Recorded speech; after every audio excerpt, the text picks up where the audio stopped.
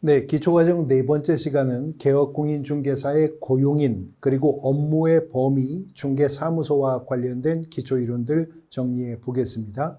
자, 먼저 개업공인중개사의 고용인이라고 하는 것인데 우리가 이미 공인중개사법 2조를 통해 6개의 용어의 정의를 공부했었어요. 근데 공인중개사법 2조가 직접 정의한 6개의 용어 중에는 고용인이라고 하는 용어의 정의가 없었죠. 그러나 공인중개사법 2조 5호가 소속 공인중개사에 대해서 용어의 정의를 했었고요. 공인중개사법 2조 6호가 중개보조원에 대해서는 용어의 정의를 했었습니다. 근데 공인중개사법이 소속 공인중개사냐 중개보조원이냐를 구분하지 않고 양자에게 공통 적용되는 사항을 입법하게 될 때 이 양자를 통칭을 하여서 고용인이라고 하는 표현을 사용하게 된다는 거죠. 그러니까 결국 고용인이라고 하는 것은 개업공인중개사에게 소속이 되어 개업공인중개사의 중개 업무를 보조하는 자가 고용인인 겁니다. 그런데 고용인 중에는 공인중개사 자격이 있는 고용인도 있고 없는 고용인도 있어서 공인중개사 자격증 있는 고용인을 소속 공인중개사, 자격증 없는 고용인을 중개보조원이라고 칭하게 된다 하는 거죠. 고용인이라 하더라도 그자가 소속 공인중개사냐 중개보조원이냐에 따라 공인중개사법의 적용은 차별적으로 달리 받게 됩니다. 그러나 소속 공인중개사든 중개보조원이든 관계없이 고용인이기만 하면 공통 적용되는 사항도 있어서 그것을 먼저 우리가 정리해 보려고 합니다. 개업공인중개사가 고용인을 고용했다면 고용사실을 신고해야 됩니다. 고용관계가 종료되었다면 고용관계 종료사실도 개업공인중개사가 신고해야 되는데 그자가 소속 공인중개사였든 중개보조원이었든 구분 없이 개업공인중개사가 고용인을 고용했다면 그 고용인이 업무를 개시하기 전에 등록관청에 고용신고를 하여야 한다는 거죠.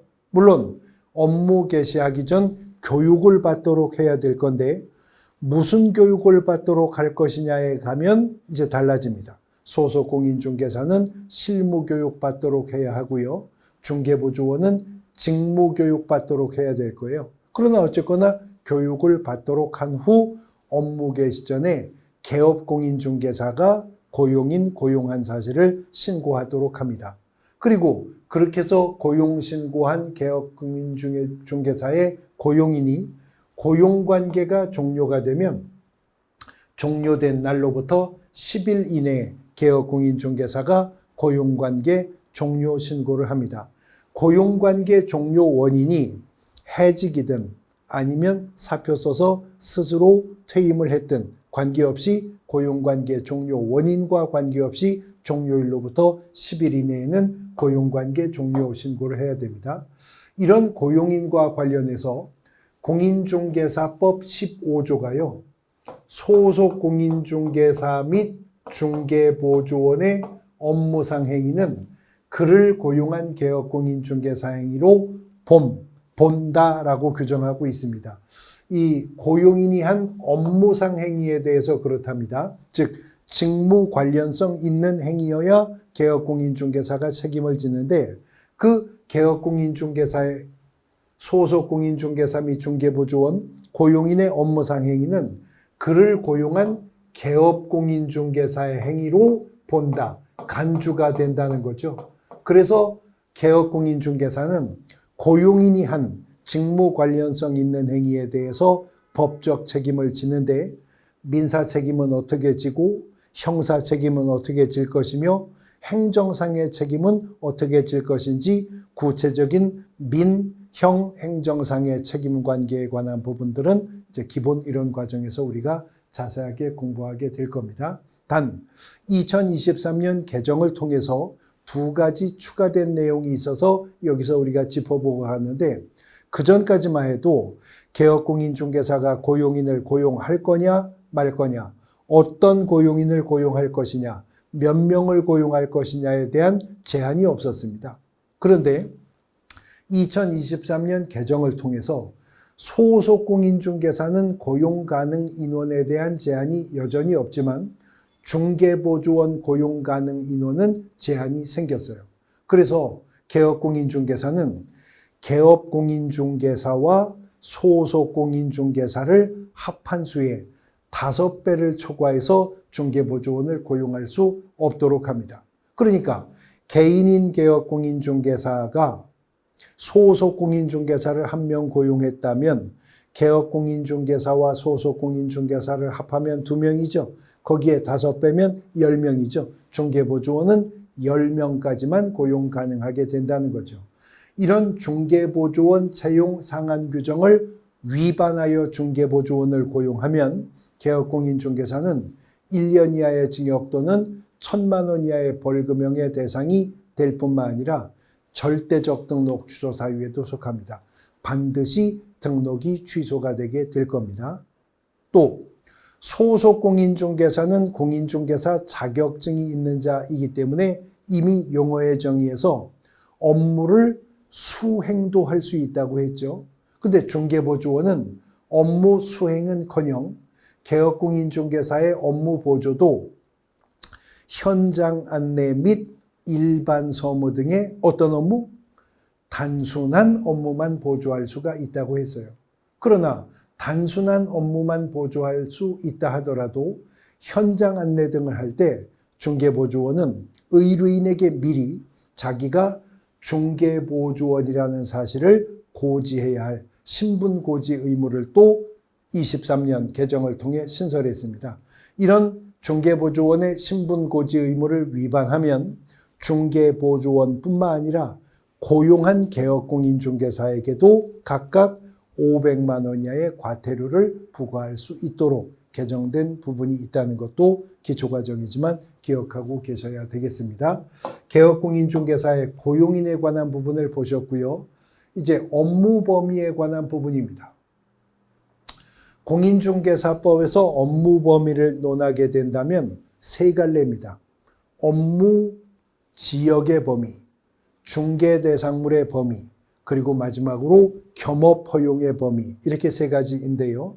먼저 중개대상물의 범위는 개업공인중개사의 종별에 따라 적용받는 중개대상물의 범위가 달리 차등 적용되는가 하는 문제인데 현행공인중개사법은 제한이 없습니다. 그러므로 법인인 개업공인중개사든 공인중개사인 개업공인중개사든 부칙상의 개업공인중개사든 중개대상물은 동일하게 토지, 건축물 그 밖의 토지의 정착물, 임목, 공장재단 및 광업재단이 중개대상물이 될 것이다 하는 겁니다.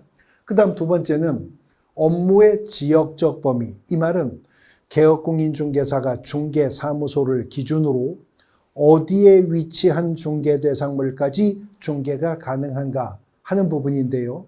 결론부터 말씀드리면 법인과 공인중개사인 개업공인중개사는 업무지역에 대한 제한이 없습니다. 그러므로 법인이나 공인중개사인 개업공인중개사는 서울에 중개사무소가 있어도 대전에, 광주에, 목포에, 부산에, 대구에, 춘천에 있는 물건 다 중개할 수 있습니다. 단 부칙상의 개업공인중개사만큼은 업무지역에 제한을 받는다는 거죠. 그래서 부칙상의 개업공인중개사는 중개사무소가 소재한 지역을 관할하는 시도 안에 있는 물건만 중개할 수 있는 것이 원칙입니다. 자, 공인중개사법에서 시도라고 말하면 특별시, 광역시, 도, 특별자치도를 범위로 한다는 건 우리가 이미 시험 시행기관 공부할 때 본 얘기죠. 그러니까 예를 들어서 강남구 대치동에 중개사무소가 있는 부칙상의 개업공인중개사면 서울특별시 안에 있는 물건만 중개할 수 있습니다. 성남시 분당구에 중개사무소가 있는 부칙상의 개업공인중개사라면 경기도 내에 있는 물건만 중개할 수 있습니다. 원주시에 중개사무소가 있다?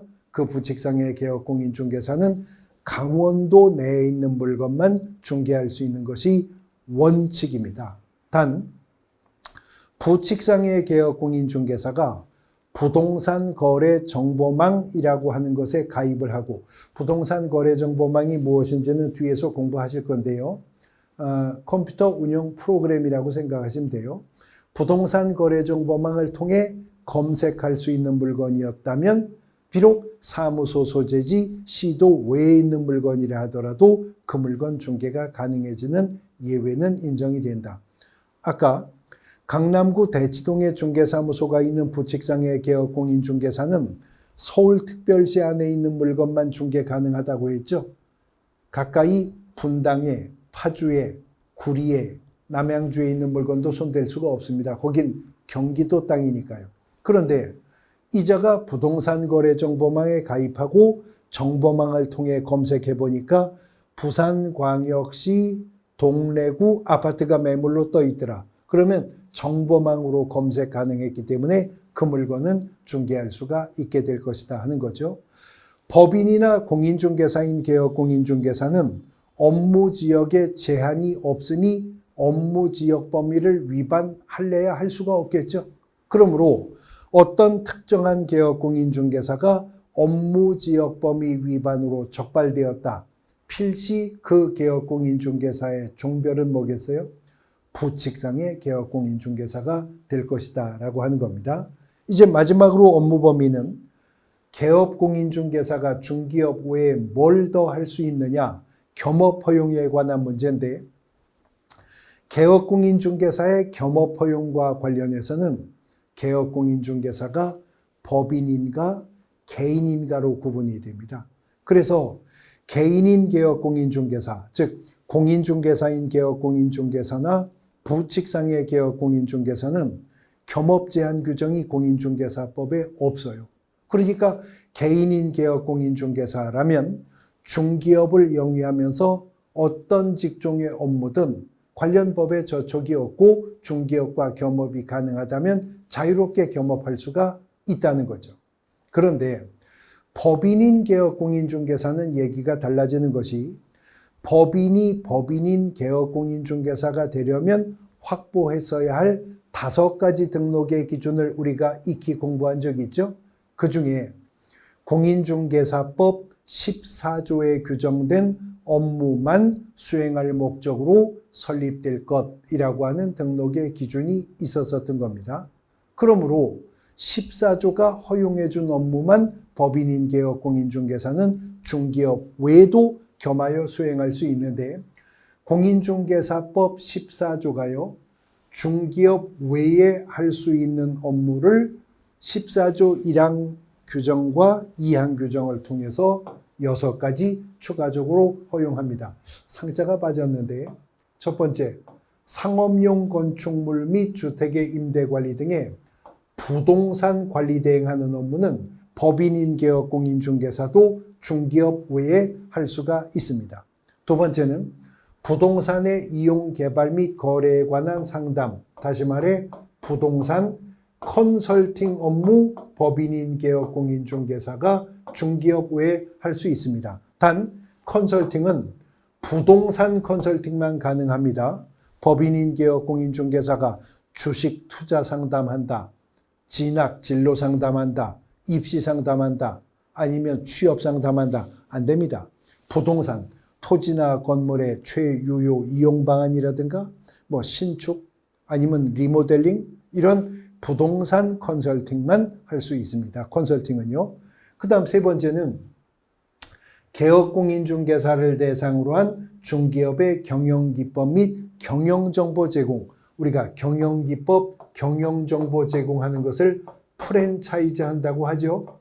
법인인 개업공인중개사가 프랜차이즈 할 수 있는데, 컨설팅은 부동산 컨설팅만 할 수 있다는 물적인 범위의 제한이 있었죠. 그런데 프랜차이즈는 인적 대상을 제한합니다. 누구를 대상으로요? 개업공인중개사를 대상으로 중기업의 경영기법이나 경영정보 제공할 수 있지, 개업공인중개사가 아닌 자를 대상으로는 경영기법, 경영정보 제공 업무조차 할 수가 없다라고 하는 거죠. 그 다음 네 번째는 상업용 건축물이나 주택에 대해서 분양대행하는 업무를 할 수가 있답니다. 적용 가능한 범위를 비교해 보면 컨설팅, 상담은 부동산이기만 하면 그게 상가든 주택이든 농지든 임야든 불문하고 부동산이기만 하면 컨설팅 할 수 있었죠. 그런데 분양대행은요, 부동산 중에서도 상업용 건축물이나 주택만 분양대행할 수 있지, 공장 건물 분양대행, 농지 분양대행 이런 건 법인인 개업공인중개사에게 허용된 업무가 아니라는 점 유의하셔야 됩니다. 상업용 건축물이나 주택만 분양대행할 수 있습니다. 분양대행은 단 상업용 건축물이라면 그것이 건축물 분양에 관한 법률상 분양신고 대상이냐 아니냐는 불문합니다. 그것이 주택이라면 주택법상 사업계획 승인 대상인 주택이냐 아니냐 하는 것도 불문합니다. 그 대상이 상가나 주택이면 입주자 모집 결과 신청자 수가 공급자 수에 미달하는, 즉 미분양분의 상가냐 주택이냐 이런 것도 불문하고 상가와 주택은 다 분양대행할 수가 있답니다. 그 다음 5번째는 중기업에 부수되는 업무로서 대통령령이 정하는 이사업체의 소개, 다시 말해 주거 이전에 부수가 되는 용역의 알선입니다. 이삿짐센터를 소개한다, 도배업체를 연결한다, 아니면 버티칼 설치, 커튼 설치, 브라인드 설치, 어닝 설치 이런 것들이 다 주거 이전에 부수가 되는 용역업이잖아요.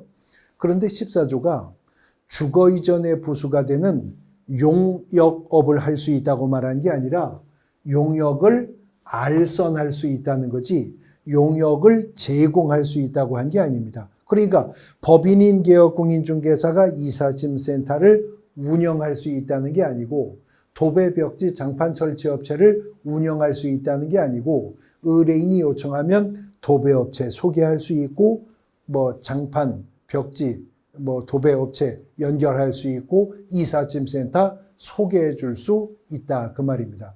그리고 마지막으로 민사집행법상의 경매나 국세징수법 등의 공매와 관련한 부동산의 권리분석, 취득계약선, 매수신청, 입찰신청 대리를 할 수 있답니다. 이거는 법인인 개업공인중개사뿐만이 아니라 개인인 개업공인중개사 중에서도 공인중개사인 개업공인중개사라면 경공매 관련 업무 수행할 수가 있어요. 그러나 부칙상의 개업공인중개사만은 이런 경공매 관련 업무를 할 수 없도록 제한을 합니다. 법인과 공인중개사인 개업공인중개사만이 경공매 관련 업무를 할 수 있는데 이 중에 단순한 권리분석이나 취득의 알선 업무는 법인이나 공인중개사인 개업공인중개사이기만 하면 그냥 할 수 있습니다. 그러나 민사집행법상의 경매대리 업무, 이 경매대리 업무만큼은 법인이나 공인중개사인 개업공인중개사라 하더라도 대법원 규칙이 정하는 요건을 갖추어서 법원에 등록을 하고 감독을 받아야만 할 수 있다는 조건이 제시되어 있습니다. 그래서 우리가 중개실무편 가장 마지막 단원으로 공부할 것이 바로 공인중개사의 매수신청 대리인 등록에 관한 이 대법원 규칙이라고 하는 단원을 공부하게 될 겁니다. 그리고 법인이나 공인중개사인 개업공인중개사가 대법원 규칙상 등록만 했다면 변호사 자격 없어도 법무사 자격 없어도 개업공인중개사가 경매 대리 업무까지도 수행할 수가 있게 될 것이다 하는 겁니다. 자, 업무 범위에 관한 부분들 보셨고요. 이제 중개사무소에 대한 부분들입니다. 우리가 이미 중개사무소는 등록의 기준에서 살펴본 바와 같이 공인중개사가 공인중개사인 개업공인중개사가 되려면 확보했어야 할 2가지 등록 기준 중에 하나로 법인이 법인인 개업 공인중개사가 되기 위해서 확보했어야 할 5가지 등록 기준 중에 하나로 사무소를 확보할 것. 건축물 대장에 기재된 공간에 사무소가 확보되었어야 한다는 거죠. 즉 중개사무소는 중개활동의 중심이나 근거가 되는 장소를 공인중개사법이 중개사무소라고 하는데, 등록이 일신전속적인 속성을 갖고 있기 때문에 공인중개사법은 1인 1등록의 1사무소 원칙을 가지고 있습니다. 등록이 일신전속적이기 때문에 1인 1등록의 1사무소 원칙을 공인중개사법은 가지고 있어요. 그래서 1등록을 위반하는 것이 바로 이중등록과 이중소속이었고요. 앞서 우리가 등록 위반의 유형 중에서 본 거죠. 그래서 이중등록, 이중소속은 공인중개사법 12조가 금지를 합니다. 그런데 이런 12조가 금지하는 이중등록과 이중소속을 편법적으로 위반하는 경우가 생길 수 있기 때문에 공인중개사법 13조가 1항에서 개업공인중개사는 등록관청 관할구역 안에 중개사무소를 두되 한 개의 중개사무소만 둘 수 있다. 한 개의 중개사무소만 둘 수 있다는 말은 2개도 안 된다는 거죠. 다시 말해 이중 사무소를 설치하는 걸 금지하겠다는 규정을 13조가 1항을 통해서 둔 겁니다. 그런데 이걸 또 떴다방들이 편법적으로 위반을 하니까 13조 2항을 신설해서 개업공인중개사는 천막 그 밖에 이동이용이한 임시중개시설물 설치하는 것도 금지하는 규정을 13조에서 2항을 통해서 두게 된다는 거죠. 앞서 우리가 등록 위반의 효과를 보면서 봤는데, 이런 등록 위반 중 일신전속적 성격 위반인 이중등록, 이중소속, 이중사무소 설치, 임시중개설물 설치는 등록증 양도되어 한자 받은 자, 알선한 자와 함께 모두 1년 이하의 징역 또는 1,000만 원 이하의 벌금형으로 처벌이 된다라고 했었죠. 그런데요, 12조 위반인 이중등록과 이중소속은요, 적발한 등록관청에게 재량권을 부여하지 않습니다. 다시 말해 절대적 등록 취소 사유가 됩니다. 적발한 등록관청은 반드시 등록을 취소하여야 한다라고 문장 표현할 수 있어요. 그런데 13조 위반인 이중사무소와 임시중개설물 설치는 공인중개사법 행정처분이 상대적 등록 취소 사유입니다. 등록관청이 등록을 취소할 수 있다라고 표기할 수 있는 사유라는 거죠. 그 말은 재량권을 가지고 적발한 등록관청이 등록 취소를 안 할 수도 있다라고 하는 의미이기도 한 거죠. 그 다음 12조가 금지하는 이중등록과 이중소속은 예외도 없이 금지가 됩니다. 무조건 금지가 됩니다. 근데 공인중개사법이 12조의 편법적 위반 행위를 막으려고 13조를 입법했다고 했고, 13조가 그래서 이중사무소 설치를 금지하며 심지어는 천막 그 밖에 이동 이용한 임시중개설물 설치조차도 금지한다고 했잖아요. 그런데 이중사무소 설치 금지는 원칙인데요, 유일한 예외가 있다는 거죠. 유일한 예외가 공인중개사법 13조 3항에 있는데, 법인인 개업공인중개사는 누구는요? 법인인 개업공인중개사는 등록관청에 신고하면 주사무소 외에 분사무소라는 걸 가질 수가 있다는 겁니다. 그러므로 이 분사무소는 이중사무소 설치 금지에 대한 유일한 예외인 거예요. 근데 분사무소를 누가 가질 수 있다고 했죠? 법인인 개업공인중개사가 가질 수 있다고 했잖아요. 그 말은 개인인 개업공인중개사라면, 다시 말해 공인중개사인 개업공인중개사이거나 부칙상의 개업공인중개사라면 이중사무소 설치 금지에 대한 예외도 없다 그 말입니다. 개인인 개업 공인중개사는 무조건 중개사무소를 하나만 가질 수가 있다 그 말이죠. 그러나 법인인 개업 공인중개사라면 분사무소라는 예외가 인정이 된다는 겁니다. 그래서 분사무소는 개업 공인중개사의 종별 중 누구만 가질 수 있다? 법인만 가질 수가 있어요. 그러나 법인인 개업 공인중개사라 하더라도 분사무소를 설치하려면 대통령령이 정하는 기준과 절차에 따라 등록관청에 신고해야만 분사무소라고 하는 걸 가질 수가 있는데, 간략하게 설명드리면 법인인 개업공인중개사가 분사무소를 설치하려면 주된 사무소가 속한 시군구에는 설치할 수 없습니다. 주된 사무소가 속한 시군구를 제외한 시군구에만 분사무소를 설치할 수 있는데, 그것도 시군구별로 한 개소를 초과할 수 없습니다. 시군구마다 분사무소는 하나씩만 둘 수가 있답니다. 그리고 두 번째, 그 분사무소의 책임자는 공인중개사이어야 한다. 분사무소 책임자가 공인중개사 자격증 소지자이어야 하는 게 원칙입니다. 그러면 분사무소 설치 기준을 갖춘 법인이 분사무소 설치 신고서와 구비서류와 수수료 가지고 분사무소 설치 신고를 하는데, 등록관청, 다시 말해 그 법인의 주된 사무소가 속한 지역을 관할하는 시장군수구청장에게 가서 분사무소 설치 신고하는 겁니다. 여기서 묶어둘 개념이 있는데요. 분사무소와 관련한 행정 업무 처리는 모두 다 주된 사무소 소재지 등록관청에 가서 행한다는 사실입니다.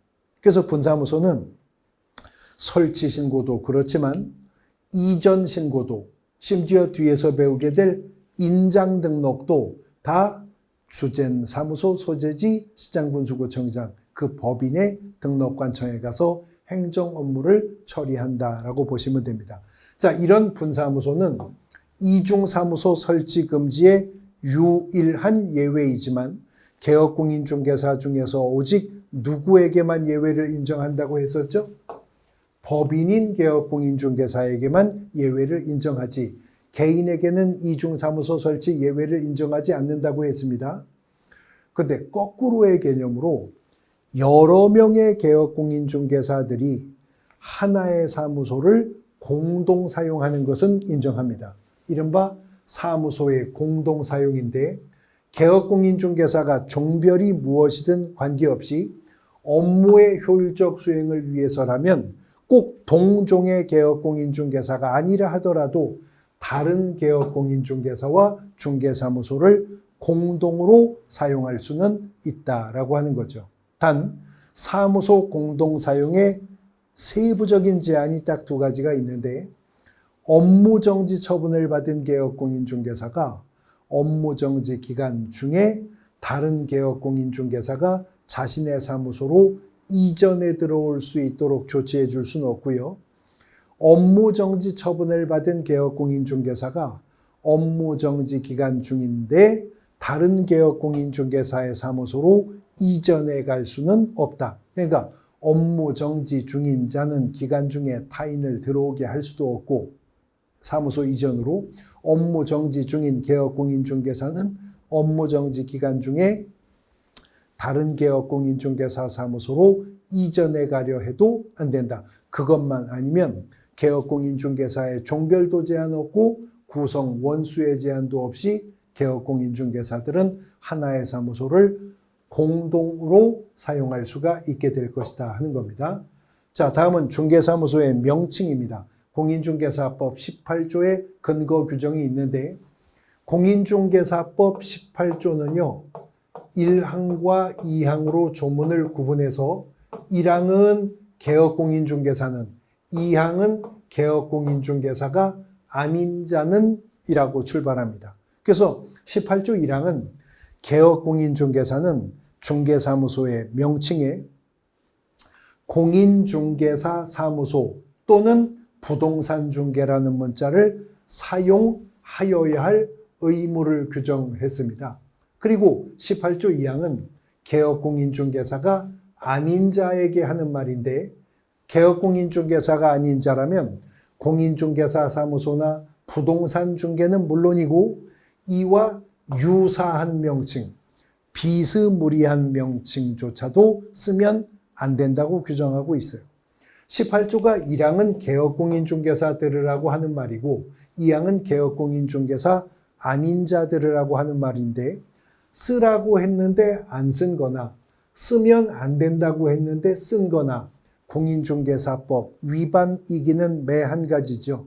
그러나 위법성의 측면에서 볼 때 쓰라고 했는데 안 쓴 거보다는 쓰지 말라고 했는데 쓴 게 더 나쁘죠. 그래서 개업공인중개사가 아닌 자가 명칭 사용하지 말라고 했는데 쓰면요, 1년 이하의 징역 또는 1,000만 원 이하의 벌금, 행정형벌의 대상이 됩니다.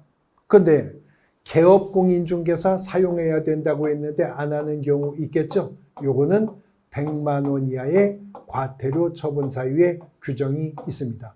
그러면 개업공인중개사도 100만 원 이하의 과태료 처분이라도 안 당하려면 사용해야 한다고 했으니까 사용해야 되겠죠. 근데 어떻게 사용하라고 했냐면 공인중개사 사무소 또는 부동산 중개라는 문자를 써야 한다. 또는 이라고 하는 연결어를 썼습니다. 영어로 말하면 and가 아니라 이거 or잖아요. 그 말은 둘 다 써야 된다는 건 아니고 둘 중에 하나는 써야 한다는 거죠. 우리 출제위원이 자주 또 뒤바꾸는 표현이 또는 들어갈 자리에 밑 들어갈 자리에 또는을, 그러니까 and 들어갈 자리에 or 들어갈 자리에 and를 뒤바꾸는 것도 아주 상습적인 출제 방식이기 때문에 이런 부분 유의하면서 가셔야 됩니다. 공인중개사 사무소라는 명칭을 쓰든가 부동산 중개라는 명칭을 쓰든가 둘 중에 하나는 써야 된다. 둘 다 안 쓰면 100만 원 이하의 과태료 처분 사유에 속하게 된다라고 하는 것이죠. 그 다음 5개 광고물에서도요, 개업공인중개사가 5개 광고물을 설치한다면 등록증에 표기된 개업공인중개사의 성명을 인식할 수 있는 정도의 크기, 알아볼 수 있는 정도의 크기로 표기할 의무가 발생합니다. 즉, 개업공인중개사가 간판을 단다면 간판에 개업공인중개사의 이름을 알아볼 수 있는 정도의 크기로 표기할 의무가 있다는 거죠. 역시 위반하면 100만 원 이하의 과태료 부과처분 사유에 속하게 될 것이다 라고 하는 것입니다. 그 다음 중개대상물의 표시광고인데요.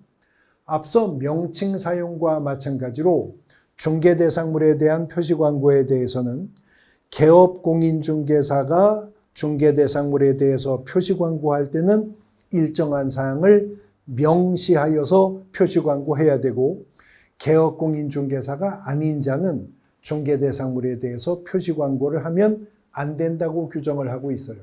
그러면 위반 시 받게 될 제재가 같겠죠? 개업공인중개사가 아닌 자가 중개대상물에 대해서 표시광고하면 1년 이하의 징역 또는 1,000만 원 이하의 벌금형의 대상이 될 것이고, 개업공인중개사가 중개대상물에 대해서 표시광고하면서 명시 의무를 위반하면 100만 원 이하의 과태료 처분 사유에 속하게 될 것이다 라고 구분하면 됩니다. 개업공인중개사는 100만 원 이하의 과태료, 개업공인중개사 아닌 자는 1년 이하의 징역 또는 1,000만 원 이하의 벌금형의 대상이 되는데, 문제는 개업공인중개사가 중개대상물에 대해서 표시광고하면서 명시해야 될 의무를 위반하는 것은 100만 원 이하의 과태료 처분 사유일 뿐입니다. 그런데 개업공인중개사가 중개대상물에 대해서 표시광고를 할 때 부당한 표시광고를 하면요. 부당한 표시광고를 하면 이거는 500만 원 이하. 이거는 500만 원 이하의 과태료 부과처분 사유가 될 겁니다. 그 다음 개업공인중개사가 아닌 자가 중개대상물에 대해서 표시광고하는 것은 1년 이하의 징역 또는 1,000만 원 이하의 벌금형의 대상이 될 겁니다. 우리 공인중개사법에 아닌 자들로서 위반하는 규정들이 있거든요. 그건 다 1년 1천 간다고 묶어두시면 됩니다. 즉 공인중개사가 아닌 자가 공인중개사 또는 이와 유사한 명칭을 쓰는 거 1년 이하의 징역 또는 1,000만 원 이하의 벌금. 개업 공인중개사가 아닌 자가 공인중개사 사무소, 부동산 중개 또는 이와 유사한 명칭을 쓰는 거 1년 이하의 징역 또는 1,000만 원 이하의 벌금. 그리고 여기 개업 공인중개사가 아닌 자가 중개대상물에 대해서 표시 광고하는 건 1년 이하의 징역 또는 1,000만 원 이하의 벌금. 그리고 이제 개업 공인중개사의 의무들 있었죠. 개업 공인중개사가 중개사무소에 공인중개사 사무소 또는 부동산 중개라는 명칭 사용 의무 위반 100만 원 이하의 과태료. 개업 공인중개사가 5개 광고물에 개업 공인중개사의 성명을 인식할 수 있는 정도의 크기로 표기하지 않는 것도 100만 원 이하의 과태료. 개업 공인중개사가 중개대상물에 표시 광고 사항을 명시해야 될 사항을 명시하지 않는 거 100만 원 이하의 과태료. 단 표시 광고를 하는데 부당한 표시 광고를 개업 공인중개사가 했을 때에는 500만 원 이하의 과태료 처분 사유에 속하게 된다는 겁니다. 자, 중개사무소와 관련한 마지막 테마는 사무소의 이전입니다. 헌법상 국민에게 거주 이전의 자유가 있듯이 공인중개사법도 개업 공인중개사에게 중개사무소 이전을 허용합니다. 몇 번이고 이전할 수 있습니다. 어디로든 이전할 수 있습니다. 그러나 개업 공인중개사가 중개사무소를 이전했다면 이전 사실을 등록관청에 신고는 해야 되는데 중개사무소 이전 신고는 이전한 날로부터 10일 이내, 열흘 안에 이전 신고를 해야 됩니다. 단 만일 개업 공인중개사가 등록관청 관할구역 외로 중개사무소를 이전했다면 이전한 날로부터 10일 이내 이전 신고는 이전 후 등록관청에 가서 이전 신고를 하는 것이라는 거죠. 이때 이전 후 등록관청에 이전 신고서와 등록증과 사무소 확보 증명 서류를 개업 공인중개사가 제출합니다. 그러면 이전 후 등록관청은 사무소 이전 신고를 받고 이자에게 등록증을 재교부하게 될 것이라는 거죠. 그리고 이제 이전 전 등록관청은 이전 후 등록관청에게 이전한 개업 공인중개사의 등록 신청 서류와 등록 대장과 최근 1년간의 행정처분 서류는 물론이고 행정처분 절차가 진행 중인 서류도 송부해 주도록 합니다. 자, 이전 전 등록관청이 이전 후 등록관청에 송부해야 되는 서류 중에 행정처분 절차가 진행 중인 서류가 포함되어 있다. 이 말은 이제부터는 그 개업 공인중개사에 대한 등록 취소나 업무정지 처분 권한을 누가 갖겠다? 이전 후 등록관청이 행사하게 될 것이다 라고 하는 걸 알 수가 있는 거죠. 단 한 가지 구분해야 될 것은 그러나 분사무소는 설치 신고도 그랬고 이전 신고도 그랬지만 인장 등록조차도 그렇다고 했었죠. 어디 가서? 주된 사무소 소재지 등록관청 가서 한다는 겁니다. 그러니까 종로구에 주사무소가 있는 중개법인은 종로구 내에는 분사무소를 둘 수 없다고 배우셨죠? 근데 종로구에 주된 사무소가 있는 중개법인이 동대문구에 분사무소를 설치한다. 설치 신고 누구한테 해요? 종로구청장한테 하는 거죠. 그렇게 해서 설치한 동대문구 소재 분사무소를 서대문구로 이전했다. 이전 신고 누구한테 해요? 종로구청장에게 한다는 겁니다. 그러면 동대문구에 있었던 분사무소를 서대문구로 이전하고 이전 신고는 종로구청장한테 하면 동대문구청장과 서대문구청장은 정작 분사무소가 떠났다는 사실을 들어왔다는 사실을 모르고 있죠. 그러니까 주사무소 소재지 시장군수구청장인 종로구청장은 이제 분사무소 이전 신고를 받으면 동대문구청장과 서대문구청장에게 각각 분사무소가 이전된 사실을 통보해 주도록 규정을 두고 있다라고 하는 거죠. 이러한 사무소 이전 신고 위반도 100만 원 이하의 과태료 처분 사유가 되는 겁니다. 개업공인중개사의 고용인 업무의 범위에 관한 문제, 중개사무소 관련된 규정들 기초이론 묶어서 정리해 보셨습니다.